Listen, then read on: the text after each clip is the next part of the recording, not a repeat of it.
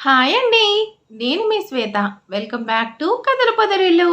ఈరోజు కథ love you my wife episode number 28. కథను రచించిన వారు చిన్ను గారు. మరి ఇంకెందుకు ఆలస్యం, స్టోరీలోకి వెళ్ళిపోదాం. నామిని, నీకోసమే చూస్తున్నాను. అందరూ అక్కడ ఉన్నారు కదా, నువ్విక్కడేం చేస్తున్నావు? అత్తయ్య ఏమైనా అంటారని భయపడుతున్నావా? హర్ష ఉన్నాడు కదా, చూసుకుంటాడు. బావా, నేనే అక్కడికి రావట్లేదు. ఎవరికో భయపడి కాదు. విలువలేని దగ్గర నీ నుండి మాత్రం చేసేదేముంది? నామిని, నువ్వు అత్తయ్య చెప్పినట్టు, తనకి నచ్చినట్టు ఉంటే ఏం ఉండదు కదా. నువ్వు అత్తయ్యకి నచ్చినట్టు పెళ్లి చేసుకుంటే నిన్ను అత్తయ్య క్షమిస్తుందేమో. కల్పిత్, నన్ను మా మామ్ లైఫ్ లాంగ్ ఫర్గివ్ చేయకపోయినా నేనేం ఫీల్ అవ్వను. బట్ తనకి నచ్చినట్టు చేస్తే ఆ క్షణం తను హ్యాపీ. బట్ లైఫ్ లాంగ్ నేనే బాధపడాలి. రామ్ అన్నయ్యలాగా నేను ఆవిడ నిర్ణయాలకు తగ్గట్టు ఉండను. నాకు నచ్చిన వాడినే పెళ్లి చేసుకుంటాను. కల్పిత్, నువ్వు ఇక్కడేం చేస్తున్నావు అంటూ అక్కడికి వచ్చింది అనసూయ. వస్తూనే నామినిని కోపంగా చూస్తుంది. అత్తయ్య, నేను అదేంటంటే మరి అంటూ కల్పిత్ నసుకుతుంటే, కల్పిత్, ఆల్రెడీ చెప్పాను కదా, ఎవరిని ఎలా ట్రీట్ చేయాలో అలానే చూడాలి. పని వాళ్ళకి మన వాళ్ళకి డిఫరెన్స్ తెలియాలి. నీకు చెప్పిన పని చూడు. రాములవారి గుడిలో పూజకు అన్ని ఏర్పాట్లు కంప్లీట్ చేయి. నేను రామ జానకిని తీసుకొని అక్కడికి వచ్చేస్తాను అంటూ అనసూయ చెప్పేసరికి, అలానే అత్తయ్య అంటూ కల్పిత్ అక్కడి నుంచి వెళ్ళిపోయాడు. ఏయ్, నీకు మళ్ళీ చెప్తున్నా, ఈ పెళ్లిలో నువ్వు కేవలం ప్రేక్షకురాలు మాత్రమే. అంతకంటే ఒక్క అడుగు కూడా ముందుకు వేయకూడదు. నువ్వు చేసిన దానికి నీకు ఆ పందిట్లో అడుగు పెట్టే అర్హత కూడా లేదు. వదిన గారు అంటూ కవిత అక్కడికి వచ్చేసరికి నామినితో మాట్లాడుతున్న అనసూయ నవ్వుతూ కవితని పలకరించింది. ప్లీజ్ ఒక్క నిమిషం.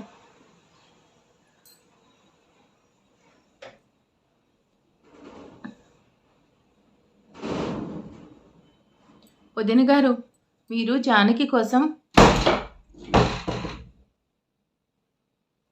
చందనం పంపించారు కదా, కానీ ఆ చందనం పెళ్లి కొడుకుని చేస్తూ హర్షబాబుకి రాసింది కదా. ఆ చందనం తన ఆడపడుచు రాస్తే మంచిది కదా. ఆడపడుచు అంటే అర్ధమగుడు కదా. హర్షబాబుకు వరుసకు చెల్లెళ్ళు అక్కలు ఎవరూ లేరా? నామిని తన పేరు చెప్తుందేమో అనేసి ఆశగా చూస్తుంటే, నాకు రామ ఒక్కడే కొడుకు, ఇంకెవరూ లేరు. ఉన్న వాళ్ళకి ఆ అర్హత లేదు. గుడికి టైం అవుతుంది, జానకిని పెళ్లి కూతుర్ని చేయండి. హా వదినా అంటూ వెళ్ళిపోతూ ఆగి వెనక్కి తిరిగి నామినిని చూస్తూ, వదినా, వచ్చినప్పటి నుంచి చూస్తున్నాను. ఈ అమ్మాయి ఎవరు? ఏమవుతుంది? ఏమనుకోకపోతే తనతో ఈ తతంగం చేస్తే బాగుంటుంది.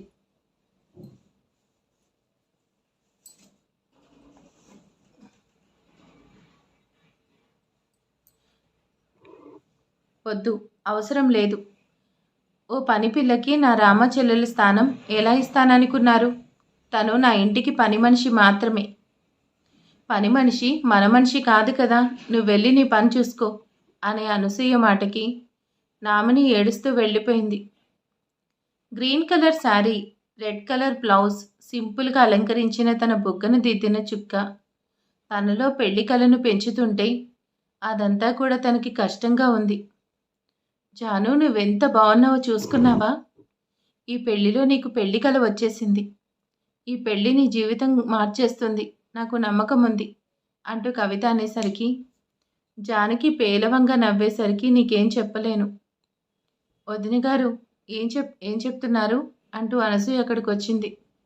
వదిన, జానకికి చందనం రాస్తున్నాను, గుడికి వెళ్ళాలి కదా అంటూ కవిత అంటుంటే, అవసరం లేదు అంటే మీరు చేయాల్సిన అవసరం లేదు, తను చేస్తుందంటూ ఓ అమ్మాయిని తీసుకొచ్చేసరికి ఆ అమ్మాయి ఎవరు అనేసి చూస్తున్నారు.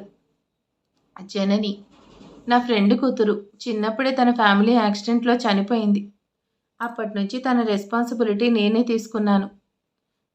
తన రామ చెల్లెల స్థానంలో జానకి ఆడపడుచుగా చేయాల్సినవన్నీ చేస్తుంది. జనని అంటూ అనసూయ అనేసరికి జనని కవిత చేతిలో బౌల్ తీసుకొని జానకికి చందనం పెట్టి తన కాళ్ళకి పసుపు రాసింది. గుడికి టైం అవుతుంది, రెడీ అవ్వండి అంటూ అనసూయ అక్కడి నుంచి వచ్చేసింది. Janaki, you are too lucky. నీకు మంచి మనసున్నవాడు భర్తగా వస్తున్నాడు. And by the by, my self Janani. నన్ను కూడా జాను అనే అంటారు. బట్ ఇప్పుడు తన జాను తన లైఫ్లోకి వచ్చేస్తుంది కదా, ఇకపై నేను జనని మాత్రమే కదా. జస్ట్ జోక్ చేశాను, టైం అవుతుంది కదా అంటూ నవ్వుతుంది జనని. రామా, నిన్ను చూస్తుంటే నా దిష్టే తగిలేలా ఉంది అంటూ రామ బుగ్గ మీద చుక్క పెట్టింది. రామ ఆలయానికి వెళ్ళడానికి టైం అవుతుంది కదా, మీ ఇద్దరితో గుడిలో పూజలు చేయించాలి, నాకు చాలా పనులున్నాయి అంటూ అనసూయ వచ్చేసింది. హర్షబాబు, నేనే కాల్ చేశాను, నాకు చాలా టెన్షన్గా ఉంది.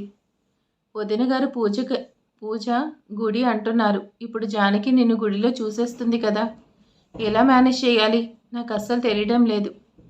ఆంటీ కూల్, టెన్షన్ పడితే ప్రాబ్లంకి సొల్యూషన్ దొరకదు కదా. సొల్యూషన్ కావాలంటే బ్రెయిన్కి పని చెప్పాలి కదా. I have an a plan. మీరేం కంగారు పడకుండా జానకిని తీసుకొని గుడికి వచ్చేయండి అంటూ కాల్ కట్ చేశాడు హర్ష. ఆ అనసూయ కోడలు గుడిలో అడుగు పెట్టకూడదు, అంతకంటే ముందే దాన్ని నా ఇలాకాకి తీసుకురావాలనా. ఈ చాముండేశ్వరి సత్తా ఏంటో అనసూయకు తెలియాలి అంటూ నవ్వుతూ, అనసూయ, నేను చూస్తాను, పెళ్లి కూతురు లేకుండా నీ కొడుక్కి పెళ్ళి నువ్వెలా చేస్తావో అంటూ చైర్లో స్టైల్గా కూర్చుంది చాముండేశ్వరిదేవి. హర్షబాబు, అక్కడ మీ అమ్మ జానకిని తీసుకుని గుడికి రమ్మంటున్నారు. జాను గుళ్ళో నిన్ను చూస్తే నువ్వే పెళ్లి కొడుకనే నిజం తెలిస్తే తర్వాత జానకి ఎలా రియాక్ట్ అవుతుంది? నువ్వేమో ఇలా ఉన్నావు, అసలు ఏం చేయాలనుకుంటున్నావు? హర్ష, ఆంటీకి మాత్రమే కాదు, నాకు కూడా సేమ్ సిచ్యువేషన్. అసలు నీ మైండ్లో ఏం రన్ అవుతుంది? ఏం చేయాలనుకుంటున్నావు? షూ, జాను కల్పిత్ రమ్ని నన్ను అనుకుంటుంది కదా. ఐ మీన్ ఈ కల్పిత్ని పెళ్లి కొడుకు అనుకుంటుంది కదా. తనను అలానే అనుకునేలా మేనేజ్ చేస్తే ఈ ప్రాబ్లం సాల్వ్ అవుతుంది కదా. అందుకే జాను గుడికి వచ్చేలోపు కల్పిత్ని నాలాగా తన ముందు ప్రజెంట్ చేస్తే సరిపోతుంది అంటూ తన ప్లాన్ని అక్కడెవరెవరు ఏమేం చేయాలో అంతా క్లియర్గా చెప్పాడు. బావా, నాకు ఇప్పుడు ఫుల్ క్లారిటీ వచ్చేసింది. నేను ఇప్పుడే వెళ్ళి అక్కడ మొత్తం సెట్ చేసేస్తాను అంటూ వైష్ అంటుంటే, నువ్వే కాదు నేను కూడా నా రోల్ని ఇంప్లిమెంట్ చేస్తాను, జానకిని కన్ఫ్యూజ్ చేశానంటూ కవిత ఆంటీ కూడా జానకి దగ్గరికి వెళ్ళింది. కవిత, నువ్వెక్కడికి వెళ్ళావు? జానకిని తీసుకుని మనం గుడికి వెళ్ళాలి కదా. శేఖర్ గారు, నా కూతురు పెళ్లి కూతురుగా తన దగ్గరకు వస్తుంది కదా, తనకంతా మంచే జరగాలని ఆ దేవుణ్ణి కోరుకోవడానికి వెళ్ళాను. కవిత, రాముడు అందరికీ దేవుడే కదా, మన జానకికి మాత్రమే కాదు. హా, నిజమే, రాముడు అందరికీ దేవుడే, కానీ జానకికి అంతకు మించి, అన్నిటినీ మించి జానకి సర్వం రాముడే కదా. తన ఆనందం, బాధ, సంతోషం, భయం, ధైర్యం, నమ్మకం, ప్రేమ అన్నీ ఆ రాముడికే సొంతం కదా. అందుకే తన రాముణ్ణి తనకి దగ్గర చేయమని ఆ రాముణ్ణి అడగడానికి వెళ్ళాను కదా జానకి అంటూ జానకిని తీసుకొని వచ్చింది. కవిత గారు, రామ ఆల్రెడీ గుడికి వెళ్ళాడు, మనం కూడా వెళ్ళాలి. జనని, నువ్వు జానకి పక్కనే ఉండు అంటూ జానకి వాళ్ళతో జననిని పంపించింది. చాముండేశ్వరి మేడం, అనసూయకి కాబోయే కోడలు హవేలీ నుంచి గుడికి స్టార్ట్ అయింది. తన గుడికి రాకుండానే అటాక్ చేయించవచ్చు కదా. లేదు, ఆ అనసూయకి పరాభవం ఇక్కడే ఈ గుళ్ళోనే జరగాలి. అనసూయ ముద్దుల కొడుకు హర్షిత్ రామ్ నందన్ అలానే ఒంటరిగా మిగిలిపోవాలి. జానకి, ఇదే మన ఊరి రామాలయం. తరతరాలుగా మన వంశస్థులు కూడా ఈ గుడికి ట్రస్టీలుగా ఉంటూ వస్తున్నారు. పద అంటూ జానకిని గుడి గురించి అన్ని విషయాలు చెప్తూ తనని లోపలికి తీసుకెళ్ళింది అనసూయ. ఆనంద్ గారు, మనం వచ్చేసాం కదా. మనకంటే రామ ముందే వచ్చాడు కదా. రామ జానకి కలిసి పూజ చేయాలి కదా. అను, నేను రామకి ట్రై చేస్తున్నాను, బట్ కనెక్ట్ అవ్వట్లేదు. రామ ప్రదక్షిణాలు చేస్తున్నట్టున్నాడు. జానకి, నువ్వు కూడా ప్రదక్షిణాలు చేసి గుళ్ళోకి వచ్చేయి. జనని, నువ్వు కూడా తనతో తోడుగా వెళ్ళు అంటూ జననిని జానకితో కలిసి పంపించింది. రామ, ఇదంతా ఏంటి? వైష్ణతో ఈ గెటప్ వేయించాడు. పెళ్లి జరిగేది నీకు కదా, నన్నెందుకు పెళ్లి కొడుకులా చేశాడు? కల్పిదిది క్వశ్చన్, నువ్వు మామ్ని అడుగుతావా? అత్తయ్య, మామ్ చెప్పారు, పెళ్లిలో నువ్వు తోడు పెళ్ళికొడుకుగా ఉండాలట. అందుకే నిన్ను పెళ్ళికొడుకుగా ఉండమన్నారు. అత్తయ్య చెప్తే నేను కాదంటానా? అలానే ఉంటాను. వైష్, మనం ఇక్కడ మేనేజ్ చేసేసాం. అక్కడ మామ్ని మేనేజ్ చెయ్యి అంటూ హర్ష అనగానే వైష్ అను ఆంటీ దగ్గరికి వెళ్ళాడు. అను ఆంటీ, మన రామ గుళ్ళో ఉన్నాడు. మీకోసమే వెయిట్ చేస్తున్నాడు. వైష్, అదేంటి అక్కడ కల్పిత్ కూడా పెళ్లి కొడుకులా ఉన్నాడు? రామ పెళ్లిలో కల్పిత్ ఎందుకు ఇలా ఉన్నాడు? ఆంటీ, అదేంటంటే గురువుగారు చెప్పారు, ఈ పెళ్లి జరిగే వరకు కల్పిత్ కూడా అలానే ఉండాలట. లేదంటే రామాకి ప్రమాదం అంట అంటూ అనేసరికి అను ఆంటీ కూడా కన్విన్స్ అయింది. హర్ష ప్లాన్ ప్రకారం అంతా జరుగుతుంది సరికి కవిత ఆంటీ కూడా ధైర్యంగా ఉంది. అనసూయ గారు, టైం అవుతుంది. మీకు కాబోయే కోడలు వస్తే పూజ మొదలు పెడతాను. జానకి ప్రదక్షిణాలకు వెళ్ళింది, ఇంకా రాలేదు. తనతో పాటు జనని కూడా ఉంది కదా. వదిన గారు, నేనెళ్ళి చూసి వస్తానంటూ కవిత వెళ్ళబోతుంటే ఆంటీ అంటూ జనని కంగారుగా అక్కడికి పరిగెడుతూ వచ్చింది. జననికి తలకి తగిలిన దెబ్బను చూడగానే అందరూ కంగారు పడుతున్నారు. జనని, ఏమైంది? ఎందుకలా ఉన్నావు? ఆంటీ, మన జానకిని ఎవరో కొంతమంది రౌడీస్ బలవంతంగా తీసుకెళ్తున్నారు. అడ్డుపడినందుకు నన్ను కొట్టి జానకిని బలవంతంగా తీసుకెళ్తున్నారు. జనని అలా చెప్పేసరికి కవిత ప్రాణం పోతున్నట్టుగా ఉంటే, నా జానకిని ఎవరు తీసుకెళ్తున్నారు? అసలు ఎందుకు తీసుకెళ్తున్నారు అంటూ ఏడుస్తూ కూలబడింది. వదిన, మీరేం కంగారు పడకండి. జానకికి ఏం కాదు, మేమున్నాం. డాడ్, నాకు కూడా చెప్పకుండా నువ్వేమైనా ప్లాన్ చేశావేంటి ఈ పెళ్లిని క్యాన్సిల్ చేయడానికి? ఒరే కల్పిత్తు, మీ అత్త వింటే నా ప్రాణం తీస్తుంది.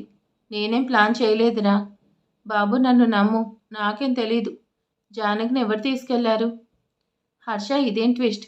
జానకిని ఎవరో తీసుకెళ్ళిపోవడం ఏంటి? అసలేం జరుగుతుంది? మళ్ళీ ఏమైనా ప్లాన్ చేసావా నాకు చెప్పకుండానే? షూ, వైష్, జాను కిడ్నాప్ అయిందని టెన్షన్గా ఉంటే నువ్వేంట్రా?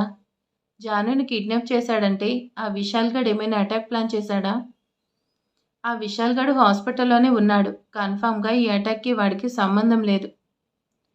మరి జానుని ఎవరు కిడ్నాప్ చేసుంటారు? తనని కిడ్నాప్ చేసే అవసరం ఎవరికి ఉంటుంది అనేసి హర్ష తన ఫోరెడ్ మీద రబ్ చేసుకుంటుంటే, జానకిని ఎవరు కిడ్నాప్ చేశారో నేను చెప్తాను, కాదు చూపిస్తానంటూ తన మొబైల్ ఆన్ చేసింది. ఆ మొబైల్లో జానకిని తీసుకెళ్తున్న ఆ కారులో ఉన్న తనను చూడగానే అనసూయ కళ్ళు కోపంతో ఎర్రబడుతుంటే రామ కనుబొమ్మలు ముడిపడుతున్నాయి. నా కూతుర్ని ఎవరు కిడ్నాప్ చేశారు వదిన? వాళ్ళెవరో కూడా తెలీదు. రామా, మామ్, 10 మినిట్స్లో జానకి నీ ముందుంటుంది అంటూ హర్ష అక్కడి నుంచి ఫాస్ట్గా కిందకు వెళ్ళిపోయాడు. కవిత గారు, మీరేం టెన్షన్ పడాల్సిన అవసరం లేదు. జానకి కోసం తన రాముడే వెళ్ళాడు. కాపాడుకోవడం తెలుసు. ఈ పూజ అసంపూర్ణం కాకూడదు. మనమే పూర్తి చేయాలి. పదండి. మేడం, మీరెందుకు ఇంకా వెయిట్ చేయడం? ఆ అమ్మాయిని చంపేద్దామా? తన బాడీ కూడా ఎవరికీ కనపడకుండా చేసేస్తాను. చాముండేశ్వరి తన ఎదురుగా ఉన్న జానకిని చూస్తూ తన చేతిలో ఉన్న గన్ని జానకికి ఏం చేస్తూ తన కళ్ళలోకి చూసింది. నువ్వెవరో నేనెవరో మనకు తెలీదు. నీకు నాకు పూర్వపరిచయం కూడా లేదు. కానీ నిన్ను నేను కిడ్నాప్ చేశాను. నా మనుషులు నిన్ను చంపేయమంటున్నారు. 1 షూట్, చచ్చిపోతావు. చంపేనా అంటూ తనని చూసి గన్ వెనక్కి తీసి నవ్వుతూ, నిన్ను చంపను. నిన్ను చంపడం నా ఇంటెన్షన్ కాదు. నా పగ నీ మీద కాదు, నీకు కాబోయే నీ అత్త అనసూయ మీద. అందుకే నిన్ను నా దగ్గరకు వచ్చేలా చేశాను. నేనిప్పుడు నీకు కొన్ని నిజాలు చెప్పాలి. అంటే నేను నిన్ను కలవాలి. కానీ అనసూయ నిన్ను కలవనివ్వదు. అందుకే నిన్నే నా దగ్గరికి వచ్చేలా చేశాను. నేనిప్పుడు నీకు ఓ నగ్న సత్యం చెప్పబోతున్నాను. అది కూడా నీకు నీ జీవితానికి మంచి జరిగేది. అర్థం కాలేదా? నేను అర్థమయ్యేలా చెప్తాను కదా. అనసూయదేవి నీకు తన కొడుకుతో పెళ్లి చేయాలనుకుంటుంది. కానీ నీకు తన కొడుకు గురించి ఓ నిజాన్ని దాచిపెట్టింది. ఇప్పుడు ఆ నిజాన్ని నీకు చెప్పబోతున్నాను. ఆ తర్వాత నీ డిసిషన్ కంప్లీట్గా చేంజ్ అవుతుంది. చాముండేశ్వరి ముందు ఉన్న గ్లాస్ టేబుల్ పగిలేసరికి దాని మీద పడిన వాళ్ళని చూస్తూ మెయిన్ డోర్ వైపు చూసేసరికి, మెయిన్ డోర్ నుంచి వస్తున్న హర్షని చూసేసరికి చైర్లో కూర్చున్న చాముండేశ్వరి హర్షని చూస్తుంది.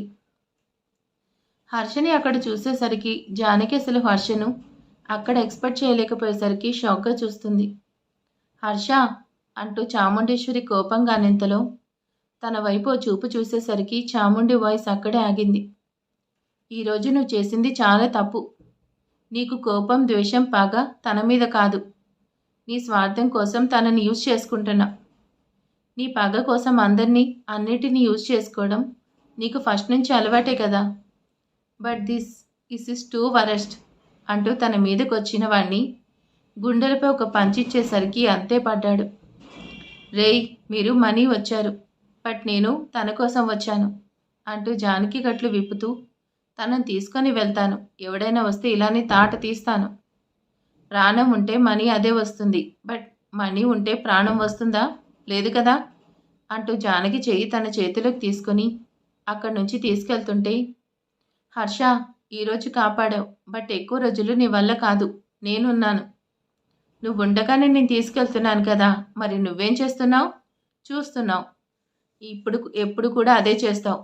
తన జోలికి రావాలంటే ముందు నన్ను దాటి వెళ్ళాలి అంటూ హర్ష వెనక్కి తిరుగుతూ ఒక్కసారిగా స్టెప్స్ వైపు చూసేసరికి తన కోపం తనని దాటుతుంటే ఒక్క మాట కూడా మాట్లాడకుండా జానకిని తీసుకుని వెళ్ళిపోయాడు. హర్ష కార్ సీరియస్గా డ్రైవ్ చేస్తున్నాడు. జానకి మైండ్లో చాలా క్వశ్చన్స్ రన్ అవుతున్నాయి. తన ఆలోచనలు ఆ కార్ కంటే ఫాస్ట్గా ఉన్నాయి. హర్ష గారు, స్టాప్ ది కార్ అనే జానకి అరుపుకి హర్ష కార్ సడన్గా ఆగింది. జాను, ఎందుకు కార్ ఆపమంటున్నావు? అయినా చెప్పాలనుకుంటే మెల్లిగా చెప్పొచ్చు కదా. అలా పెద్దగా అరవాల్సిన అవసరం ఏంటి? చా, నీకు సెన్స్ లేదా? నిన్నెప్పటికీ నా కళ్ళ కనిపించకంటే ఎందుకు ఇక్కడికి వచ్చావు? నిన్ను చూస్తుంటే నీ వల్ల నాశనమైన నా డ్రీమ్ గుర్తొస్తుంది. నువ్వు చేసిన మోసం నన్ను క్షణక్షణం నిలువెల్లా దహించేస్తుంది.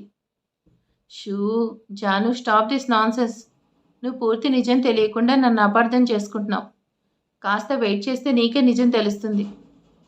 నేనేం నిజం తెలుసుకోవాలి? నీ గురించి నాకేం తెలీదని నిజం తెలుసుకోవాలి అంటూ జానకి కార్ దిగేసింది. మిమ్మల్ని మాట్లాడండి. మీ గురించి నేనేం తెలుసుకోవాలి? నచ్చిన అమ్మాయిలతో నచ్చినట్టు తిరిగే నీ గురించి నేనేం తెలుసుకోవాలి? జాను, నేను చాలా పేషెన్స్గా ఉన్నాను. నన్ను ఇరిటేట్ చేయకు. నేను ఎలాంటి వాడినో నీకు తెలుసు, ఒప్పుకుంటాను.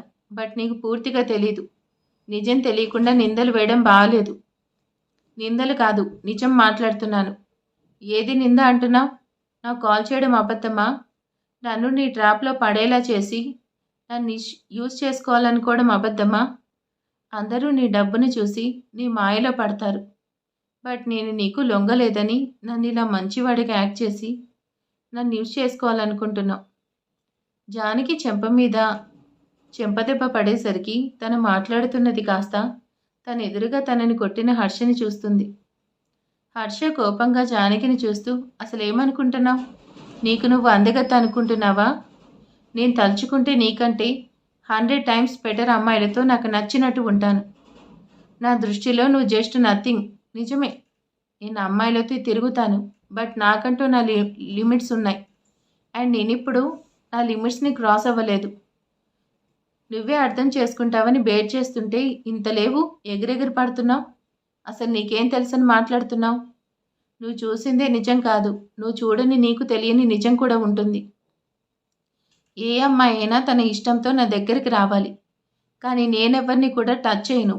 అండ్ ఏమన్నావు? నిన్ను యూజ్ చేసుకోవడానికి నేను ఇదంతా చేశానా? అసలు ఆ రోజు నేనే టైంకి అక్కడికి రాకపోయి ఉంటే నువ్వన్నట్టు నీ లైఫ్ అక్కడే నాశనం అయ్యేది. ఆ రోజు నిన్ను ట్రాప్ చేసి నిన్ను అక్కడికి వచ్చేలా చేసింది నేను కాదు, ఏసీపీ విలాస్ రాథోడ్. హర్ష అలా చెప్పేసరికి జానకి హర్షని చూస్తూ, ఇదో సరికొత్త నాటకమా? నువ్వు మంచివాడివని ప్రూవ్ చేసుకోవడం కోసం ఓ ఇన్నోసెంట్ని బ్లేమ్ చేస్తున్నావా? హర్ష ఆ మాటకి సర్కాస్టింగ్గా నవ్వుతూ, వాడు ఇన్నోసెంట్ అన్నావు చూడు, నువ్వు పెద్ద ఇన్నోసెంట్ని. నీ ప్రాబ్లం ఏంటో తెలుసా? అందరినీ మంచి వాళ్ళని నమ్మడం, బట్ అందరూ అలా ఉండరు. నిన్ను చూసిన తర్వాతే నాకు ప్రూవ్ అయింది. అందరూ మంచి వాళ్ళుగా ఉండరు కదా, నీలాంటి వాళ్ళు కూడా ఉంటారు కదా. జాను, నీతో డిస్కషన్ వేస్ట్. నిన్ను సేఫ్గా తీసుకొస్తానని మాటిచ్చాను, పద అంటూ జానకి చేపట్టుకున్నాడు.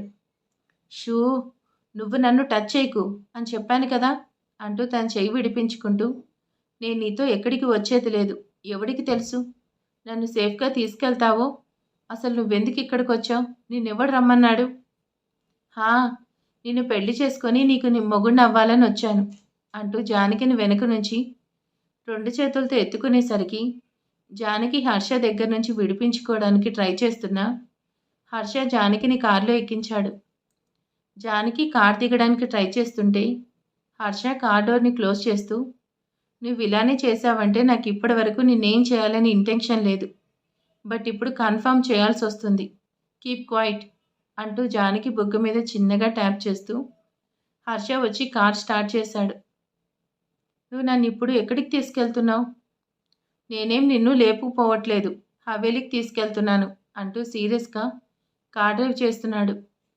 చా, నేనెవరినైతే మళ్ళీ చూడకూడదు కలవకూడదు అనుకున్నానో వాళ్ళే నన్ను సేవ్ చేయడానికి వచ్చాడు. కానీ ఎందుకు వచ్చాడు? అసలు ఇక్కడ ఏం చేస్తున్నాడు? నందన్ ఫ్యామిలీకి ఫ్రెండ్ కాబట్టి వచ్చుంటాడా? ఏసీపీ సార్ మీద ఎందుకు అలిగేషన్స్ చేస్తున్నాడు? నన్ను కిడ్నాప్ చేసింది ఎవరు? ఎందుకు చేశారు? అనసూయ గారి కొడుకు మీద ఏదో చెప్పాలి, నాకు నిజం తెలియాలి అన్నారు. అసలు నాకు తెలియాల్సిన నిజమేంటి? నా చుట్టూ ఏం జరుగుతుంది? ఎందుకు ఇదంతా జరుగుతుంది అనేసి అనుకుంటున్న జానకి సడన్ బ్రేక్తో కారు ఆగేసరికి ఏంటన్నట్టు చూసింది హర్ష వైపు. హర్ష తనకి వాటర్ బాటిల్ ఇస్తూ ఫేస్ వాష్ చేసుకో అంటూ అనగానే థ్యాంక్స్ అంటూ జానకి కార్ దిగి ఫేస్ వాష్ చేసుకుంది. హర్ష తన మొబైల్ రింగ్ అవుతుంటే కాల్ అటెండ్ చేశాడు. జానకి బయటే ఉండేసరికి మామ్, జానకిని తీసుకొస్తున్నాను, కాసేపట్లో వచ్చేస్తాను అంటూ కాల్ కట్ చేస్తూ జానకి వైపు చూసేసరికి అక్కడెక్కడ జానకి కనపడకపోయేసరికి జాను అంటూ కార్ దిగాడు. జానకి దూరంగా పరిగెత్తడం చూసేసరికి జాను అంటూ తన వెనకే తనని పిలుస్తూ పరిగెడుతున్నాడు. కవిత గారు, జానకిని తీసుకుని రామ్మ వచ్చేస్తున్నాడు, ఇంకెవరూ కంగారు పడాల్సిన అవసరం లేదు. అనసూయ గారు, అసలు ఇక్కడ ఏం జరుగుతుంది? నా కూతుర్ని తీసుకెళ్ళింది ఎవరు? ఎందుకు తీసుకెళ్లారు? వాళ్ళకి మా జానకి మీద పగ ఏంటి? కవిత గారు, వాళ్ళ పగ మీ జానకి మీద కాదు, నా మీద, నా కాబోయే కోడలి మీద. ఈ పెళ్లి జరగకుండా చేయాలని మీ అమ్మాయిని తీసుకెళ్లారు. ఈ పెళ్లి జరగకపోతే వాళ్ళకేం ఉపయోగం ఉంటుంది? పెళ్లి ఆపడం కోసం ఎందుకింత చేశారు? మీ ప్రశ్నకి నేను సమాధానం చెప్తాను అంటూ వచ్చింది కావేరి ఆంటీ. ఈ పెళ్లి ఎందుకు ఆపాలనుకుంటున్నారో తెలియాలంటే అసలు ఏం జరిగిందో కూడా తెలియాలి. మా వదిన మా రామ పెళ్లి 1 ఇయర్లో చేస్తానంది. ఆ లోపు చేయకపోతే తనతో వేసిన పందెంలో ఓడిపోతుంది. ఇప్పుడు నీకు అల్లుడు కావలసిన వాడు ఒకప్పుడు నాకల్లుడు కావాల్సింది. నా కూతురు జ్ఞాపకకు మీ కాబోయే అల్లుడు పెళ్లిపీటల వరకు వచ్చింది అంటూ మొత్తం చెప్పింది కావేరి. కవిత గారు, ఈ విషయం మీకు ముందే చెప్పాలి, కానీ ఇది చెప్పేంత ముఖ్యమైన విషయం కాదు, అందుకే ప్రస్తావించలేదు. పెళ్ళిళ్ళు స్వర్గంలో నిశ్చయిస్తారు. మా రామ పెళ్ళి మీ జానకితో ముడిపడింది, అందుకే ఆ రోజు అలా జరిగింది. ఓ అబద్ధం ఇన్నేళ్ళు నా కొడుకు జీవితంలో సంతోషం లేకుండా చేసింది. అందుకే నాకు అబద్ధాలంటే అసహ్యం. అబద్ధం చెప్పినా మోసం చేసినా నేను సహించలేను, జన్మలో క్షమించలేను. అనసూయ గారు అలా అనేసరికి కవిత గారి గుండె ఆగినట్టయింది. నేను నిజం దాచి మోసం చేశానని తెలిస్తే జాను జీవితం ఏమవుతుంది? ఈ నిజం ఎవరికీ తెలియకూడదు. ఈ నిజం మాలోనే సమాధి కావాలి. జాను అంటూ తన చేయి పట్టుకొని ఆపుతూ, చాలా కష్టపడ్డావు, ఇప్పుడు నువ్వే వస్తావు. వస్తావా? నన్నే ఎత్తుకోమంటావా అంటూ హర్ష తనని చూస్తూ అంటుంటే, ఛా, తన నుంచి తప్పించుకోవడం చాలా కష్టం అనేసి హర్ష వెనకే వచ్చింది. జానకి, నీకేం కాలేదు కదా? నువ్వు బాగానే ఉన్నావు కదా? అమ్మ, నాకేం కాలేదు, నేను బాగానే ఉన్నాను. జానకి, నువ్వు చాలా టైర్డ్గా ఉన్నావు, తనని రూమ్కి తీసుకెళ్ళండి, రేపే కదా పెళ్ళి, మొహంలో అలసట ఉంటే పెళ్లిలో బాగోదు అంటూ అనేసరికి జానకి పద అంటూ తనని తీసుకొని కవిత వెళ్తుంది. హర్ష చెంప మీద చెయ్యేసి నిమురుతూ, మన పరువు మన గుమ్మం దాటకుండా కాపాడావు, నువ్వు కూడా వెళ్ళి రెస్ట్ తీసుకో అంటూ అనసూయ రామని అనేసరికి రామ కూడా తన రూమ్కి వెళ్ళాడు. అమ్మ, అతను ఇక్కడ ఏం చేస్తున్నాడు? అసలు ఎందుకు వచ్చాడు? నేనెవరిని మళ్ళీ చూడకూడదు అనుకున్నానో వాళ్లే నా కళ్ళ ముందుంటే నా వల్ల కావట్లేదు. జాను, నువ్వెవరి గురించి మాట్లాడుతున్నావు? అమ్మా నేనేమంటున్నానో నీకు తెలుసు, కానీ తెలియనట్టు మాట్లాడకు. జాను, హర్ష నీకు ఫ్రెండ్, బట్ వాళ్ళకి ఫ్యామిలీ ఫ్రెండ్, అందుకే పెళ్ళికొచ్చాడు. నిన్ను సేవ్ చేశాడంటే తను ఎంత మంచివాడో అర్థం చేసుకో. ఎందుకు తన మీద కోపం చూపిస్తావు? నీకు నిజం తెలియక ఇదంతా మాట్లాడుతున్నావు. జరిగిందే చెప్పలేను, తన నీడను కూడా భరించలేను. జానకి, నువ్వేం ఆలోచించకుండా రెస్ట్ తీసుకో. నీకోసం ఏమైనా తీసుకొస్తానంటూ కవిత వచ్చేసింది. పెళ్లికి ముందే పెళ్లి కొడుకు నిజం చెప్పాలనుకున్నాను, బట్ ఇలా అయ్యిందేంటి? ఏదేమైనా రేపు ముహూర్తం లోపు జరిగింది చెప్పేయాలి అనుకుంటుంది జానకి. మరి ఇక తర్వాత ఏం జరగబోతుంది? మళ్ళీ కల్పిత్ని కలుస్తుందా? మరి రేపు జానకి హర్ష పెళ్ళి ఎలా జరుగుతుందో నెక్స్ట్ పార్ట్లో చూద్దాం. ఈరోజు వీడియో ఎలా ఉందో ప్లీజ్ కామెంట్ చేసేయండి, లైక్ చేయండి. Thank you.